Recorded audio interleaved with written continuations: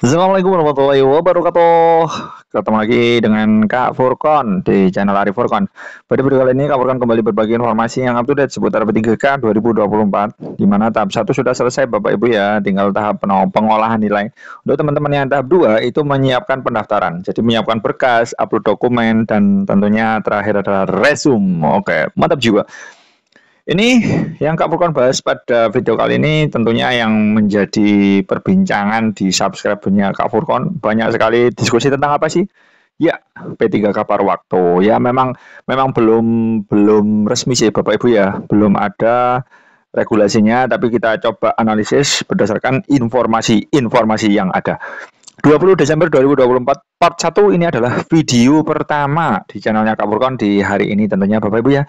Oke, di sini ada kabar seperti biasa dari ayobandung.com. Ternyata di sini Jumat 20 Desember 2024.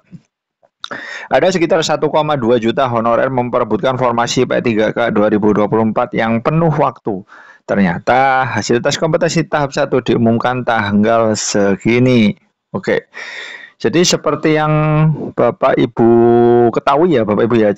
Jadi nanti mekanismenya itu nanti sesuai dengan formasi ya Bapak Ibu. Sesuai dengan formasi nanti ada dua kategori honorer, ada yang masuk perankingan ya kan, ada yang masuk formasinya, ada yang tidak.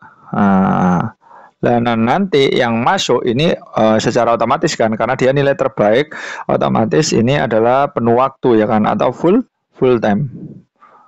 Nah, ini spekulasinya seperti itu.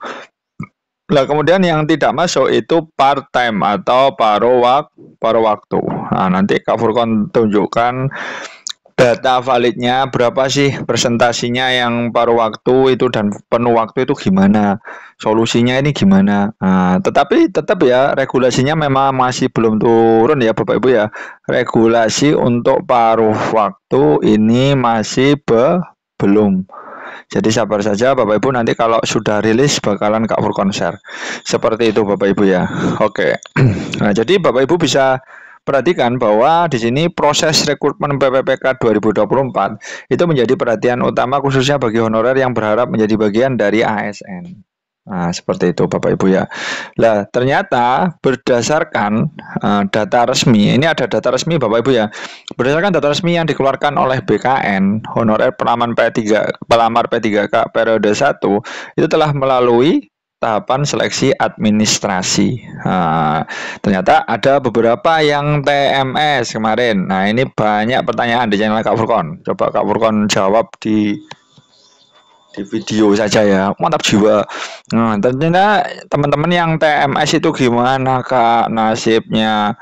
Nah, apa yang harus dilakukan ketika teman-teman itu mendapat status TMS? Itu menghubungi dinas terkait ya. Teman-teman kontak ya kan, kontak dinas terkait. Kontak dinas. Misalkan perikanan ya perikanan, pendidikan. Dan nanti akan dilaporkan teman-teman ya terhadap panitia pusat atau BKN pusat langsung ya kan, panitia nasional lah intinya. Dan nanti datanya Bapak Ibu itu akan direset ya kan. Nah, kalau nggak direset gimana ya, nggak bisa daftar, nggak bisa resume. Nah, nanti akan dilakukan reset sistem dari pusat sana Bapak Ibu ya, reset sistem. Soalnya mengapa kok teman-teman itu tidak bisa lanjut di pendaftaran P3K tahap 2, karena Bapak Ibu itu masih terdata ya kan di PPPK tahap 1. Otomatis ya nggak bisa karena ini sistem Bapak Ibu ya. Jadi harus laporan dulu, kemudian dari pihak dinas itu menghubungi PKN dan nanti teman-teman endingnya bisa melakukan resume. Nah, kalau nggak salah di sini terakhir 27 Desember. Nah, masih ada lumayan ya 27 Desember. Kalau saran Kak Furkon sih segera diurusi ya Bapak Ibu ya. Langsung saja ke dinas. Oh iya, ada pertanyaan di channel Kak Furkon. Kak, ini kalau ke dinas ini menghubungi kepala sekolah dulu atau enggak? Bisa langsung aja Bapak Ibu ya. Jadi langsung gas saja ke dinas. Tentunya nanti kan ada data-data yang diperlukan atau berkas-berkas yang diperlukan, teman-teman bawa saja. Seperti itu Bapak Ibu ya. Oke. Nah, di sini Bapak Ibu bisa perhatikan sementara pengumuman hasil seleksi kompetensi ini 24 besok ya sampai 31 Desember. Ini tahap 1.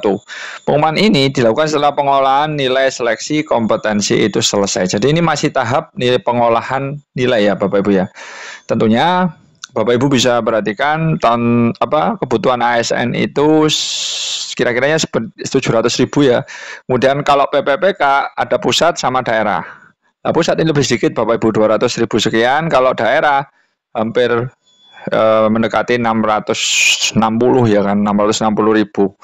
Nah, ini nanti terpilah-pilah menjadi ada yang teknis ya kan, tenaga teknis, ada yang guru ya kan, ini terpilah-pilah jadi ada yang tenaga teknis, kemudian ada yang guru, ada yang nakes.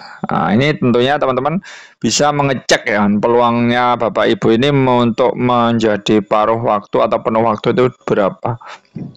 Nah, di sini Bapak Ibu bisa perhatikan bahwa fokus utama rekrutmen adalah pemenuhan formasi di daerah yang terbagi menjadi 3 sektor utama nih. Ada guru, tenaga kesehatan, dan kompetensi tenaga teknis tentunya ya Bapak Ibu ya, seperti itu. Dan nanti hasilnya ini hasil yang melalui tahapan administrasi ini yang mengikuti seleksi PPK tahap 1 ya. Jadi di sini ada suatu data dari BKN, ini adalah data seleksi PPPK tahap 1 yang notabene nanti ini lulus semua Bapak Ibu ya. Tenang saja. Ini lulus semua. Loh, kok bisa Kak? Ya lulus ya kan. Nanti yang masuk perankingan itu masuk penuh waktu, yang tidak masuk perankingan itu masuk paruh waktu, seperti itu. Nah, di sini memang ada beberapa teman-teman yang tidak lolos atau TMS ya, TMS. Nah, ini TMS. Nah, kalau yang lulus ini aman. Nah, sekarang yang TMS itu yaitu menghubungi dinas terkait. Tentunya nanti yang TMS itu diharapkan bisa mengikuti seleksi PPPK tahap 2. Nah, ini wajib Bapak Ibu ya. Jadi intinya teman-teman itu disuruh tes gitu aja loh.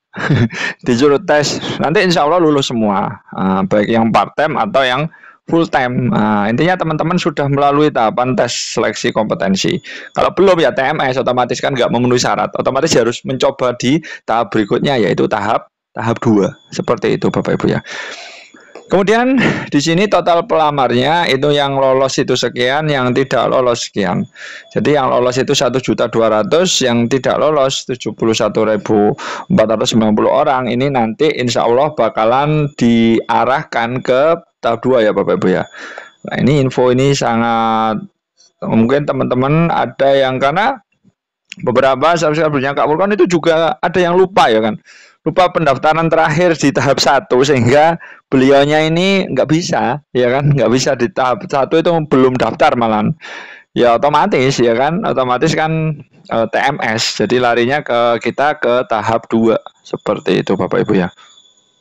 Nah, ini adalah kuota ya kan, ini ada semacam estimasi ya Bapak Ibu ya. Kalau didasarkan ini berdasar apa sih? Berdasar jumlah formasi yang diajukan oleh daerah. Nah, kuota PPK penuh waktu dan paruh waktu ini berdasarkan data yang disamakan BKN itu dianalisisnya seperti ini. Tentunya memang banyakkan penuh waktu insya Allah Bapak Ibu ya. Jadi tenang saja Bapak Ibu ya. Jadi penuh waktunya ini banyak Bapak Ibu ya. Kalau guru sih penuh waktunya itu 150.000. Lah paruh waktunya itu sedikit 89.000. Ada pertanyaan juga kemarin ya kan Bapak Ibu. Lah ini Kak, kalau ternyata guru itu diterima di P3K paruh waktu, ini sertifikasinya gimana Kak? Ini juga pertanyaan yang cukup hot sekali nih Bapak Ibu ya, karena regulasinya juga belum ada Bapak Ibu. Jadi kita hanya menyepekulasikan atau memprediksi saja sih sebenarnya. Kalau menurut Kak Furqon sih nanti sertifikasinya itu mengikuti gaji pokok Bapak Ibu.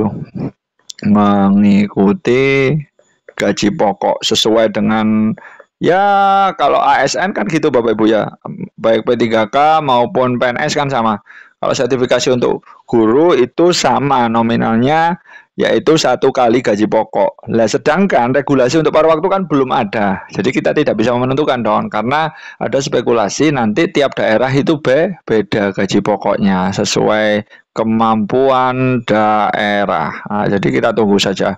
Ya nanti kalau bisa dipukul rata sih aman ya, maksudnya sangat bermanfaat banget. Jadi sertifikasinya itu gaji pokoknya disesuaikan dengan penuh waktu. Ini luar biasa ini kalau bisa seperti itu ya kan. Ya kan kalau sertifikasi kan pusat yang itu ya Bapak Ibu ya. Jadi daerah itu nggak ngapa-ngapain, harusnya bisa sih. Jadi di-cut langsung dari pusat Jadi disamakan dengan yang penuh waktu.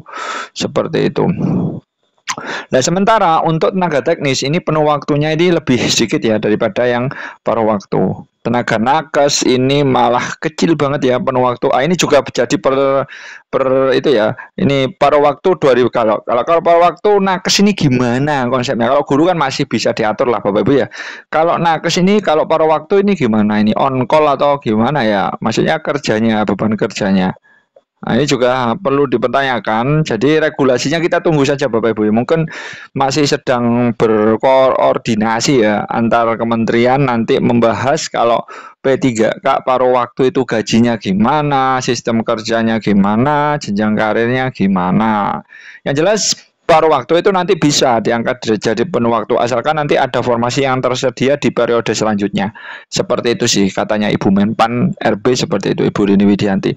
Coba formasi penuh waktu diutamakan untuk pelamar peringkat terbaik. Ini sudah jelas Bapak Ibu ya. Jadi yang terbaik aja. Jadi formasinya ada 3 berarti peringkat 1, 2, 3 itu yang penuh waktu. Sisanya gimana Kak? Sisanya paruh waktu. Didasarkan apa? Seleksi kompetensi dong. Sedangkan pelamar dengan peringkat di bawahnya dapat dipertimbangkan untuk formasi paruh waktu. Ini juga menunggu kebijakan daerah. Lagi-lagi beracuan pada daerah. Oke, mungkin seperti itu dulu informasi dari Kak Furkon. Mudah-mudahan bermanfaat. Ini ya tetap semangat Bapak Ibu untuk menyiapkan diri menghadapi seleksi kompetensi untuk yang tahap 2 dan bersiap untuk kelulusan di seleksi BPOK tahap 1 tanggal 24 insya Allah sudah bisa diakses di web instansi masing-masing. Salam semangat dari Kak Furkon. Intinya tetap semangat. Wassalamualaikum warahmatullahi wabarakatuh.